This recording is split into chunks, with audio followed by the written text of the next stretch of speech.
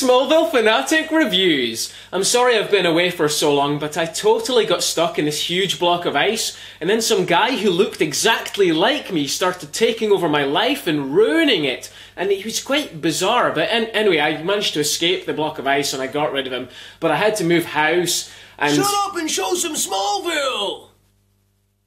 So this is Season 1, Episode 17, entitled Reaper. We open with some guy wearing a kryptonite bracelet at an old woman's bedside. Tyler. I'm sorry, what?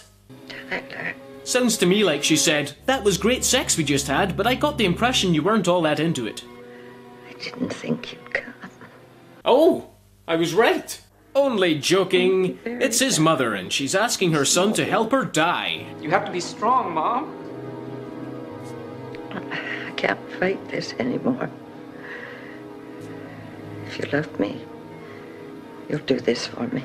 So they have a bit of a pillow fight and he totally kicks her ass. Get me security now! Security arrives to stop him and he falls out a window to his death.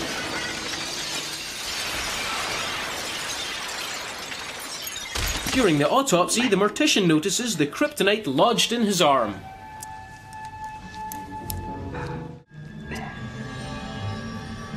Possibly the result of impact. The guy, named Tyler, comes back from the dead and causes the mortician to turn to dust by touching him.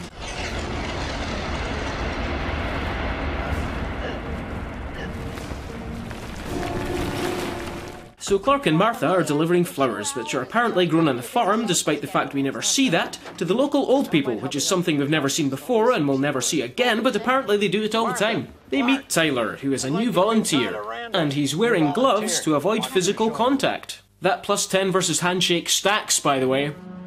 They visit an old woman with a dog. Good morning, Mrs. Sykes. How are you feeling today? Terrible. What's wrong? It hurts. It feels. Give me my head, my... Isn't there anything we can do for her? Wish there were. Tyler has genuine sympathy for her. He even says he'll visit again tomorrow. I'll tell you what. I'll bring you another iris tomorrow. I like roses. White ones. I said an iris, bitch. I like this one, Martha. I bet you'd like him inside you. Elsewhere! Lex has a conversation with Lionel's minion Dominic, who's investigating suspicious expenditures. Lionel has been very tolerant of your excesses. But this time you didn't spend the money on parties and sports cars, and he wants to know where it went. Do you know what my father gave me for my 10th birthday? A copy of The Will to Power. Behold the Superman. Man is something to be overcome. Now, as much as I love those references, let's just forget about it for now and carry on, shall we? You excited about the big fishing trip with your dad next weekend? You didn't forget, did you? How could I? We've been going every year since I was 7. There's a cliched but very well handled side plot where Clark has grown out of his annual father-son fishing trip but doesn't know how to tell his dad. I don't want to hurt his feelings. He may not like it, but he needs to know. Lex offers 2 VIP tickets to a football game for the pair instead, which he just happens to have but won't use because, psh, that's what rich people's lives are like, I guess. That'd be great. My father's been following the team all season. I wouldn't even have to twist his arm. Problem solved. Oh wait, Lana's crying! Go, Clark, go! Lana, what is it? Clark, you son of a bitch! If you don't capitalise on this, you're a damn idiot! That was Whitney's mom. His dad just had another heart attack. Oh. Dominic visits Jonathan because 99% of the time, people forget about the invention of the telephone. Here he reveals that Lex commissioned an investigation not only into that car crash that we all know about, but also into the Kent family themselves.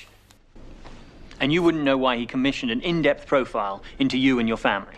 Jonathan responds in a predictably transparent attempt at a lie. I have no idea. Did you know that your buddy, Lex Luthor, was having us investigated after the bridge accident? Yeah, but Lex said it was all in our past. He promised. Jonathan tells Clark and is surprised to find that he already knew this. This starts an argument between the two. How am I supposed to protect you if you won't give me all the facts? I don't always need your protection. When it comes to your secret, you bet you do. Maybe when you get a little older, you'll understand my apprehension about the Luthor family. Stop treating me like a kid. I'm not 7 years old anymore. I'm not casting lines in the paddock. I don't even like fishing. The only reason I do it is because it makes you happy. That didn't come out right. No, son, I think it did. That's the kind of real drama I wish they did more often.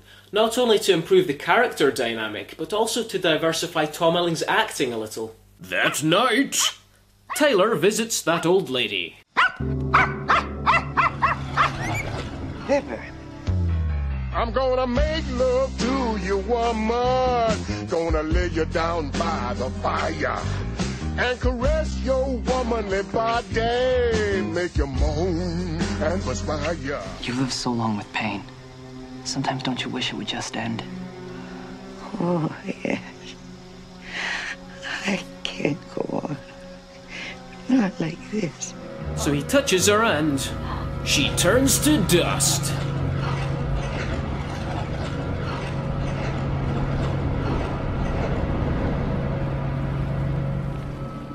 Super Death Powers!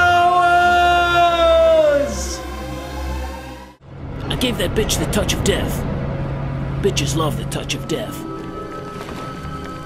Chloe inexplicably knows that the woman's ashes were found, and since they're TV teenagers and not real ones, they seem to give a shit that an old person died. She thinks the old lady just burst into flames. Anywho, Chloe assumes it's spontaneous combustion. Ha! You don't often see Chloe get it wrong.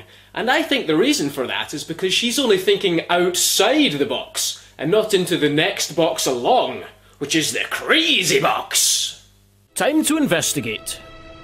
You know this is a crime scene.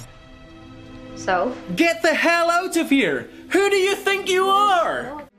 Clark also finds the little dog's ashes and the white rose that Tyler left. How to get away with murder?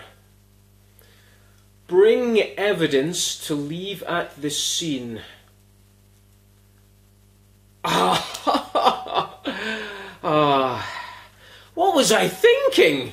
Back where Tyler volunteers, he accidentally touches some vegetables. Martha instantly realizes he killed the old woman, so we have to assume she learned the details of her death off camera. Mrs. Sykes. Tyler runs away, but some guy grabs him and dies. Tyler changes his mind about leaving Martha as a witness, but Clark steps in. He's partially immune to Tyler's power and throws him into some boxes. And guess what? Tyler is a member of a group I'm now calling Exit Impossible, since he simply bloody disappears into thin air. Later, Lana is walking home alone when... Whitney? It's all right. I won't hurt. God damn it! This is ridiculous. He's 1 foot in front of her. There's no way she couldn't see that. I heard your friend talking. His father must be in terrible pain. Anyway, he tells Lana he's going to visit Whitney's dying father and put him out of his misery. I can help your friend. Tell people about the murder you plan to commit. Oh, what's wrong with me today? I can help your friend. That's twice in 20 seconds! A new record! Tyler knocks out Whitney. Who are you? I've come to help your father. And you. Hey! Sweet. As usual, instead of calling the police, Lana told Clark about Tyler's plans, so he intercepts. Chloe unearthed evidence of Tyler's apparent death and that his mother actually survived. Your mother's alive. She recovered after that night in Metropolis. They brought her home to Smallville. So, since Clark is such a nice guy, he takes Tyler to visit her. I thought that I was brought back to relieve the suffering of others. But it was my pain all along.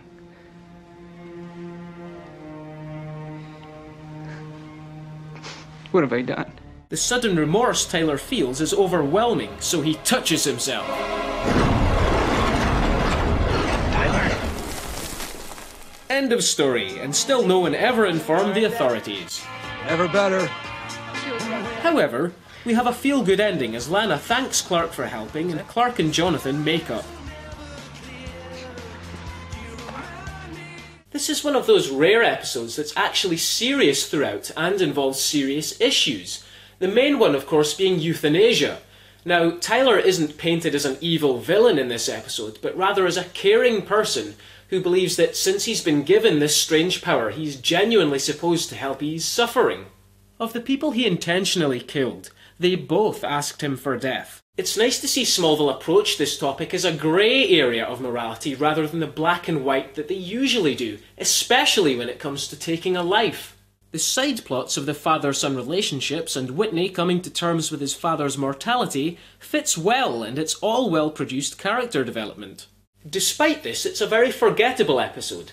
Not because it's bad, in fact, retrospectively, it's one of the better episodes. It's just that it's buried under a mountain of other episodes that are really goofy and nonsensical, which are far more memorable simply because they happen to feature a particularly stupid meteor freak. Also, touching himself caused his death. How did he know that would happen? Has his skin never come into contact with itself? Not even his balls touching his thighs? So, are his powers just limited to his hands and arms? Has he never touched himself since that accident? 'Cause that's really unlikely.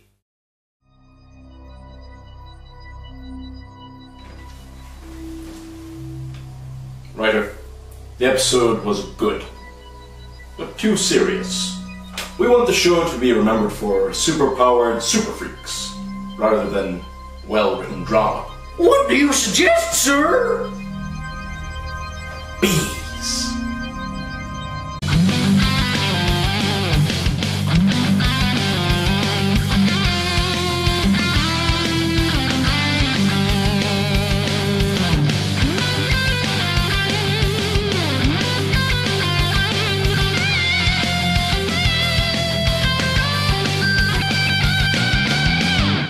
I like roses.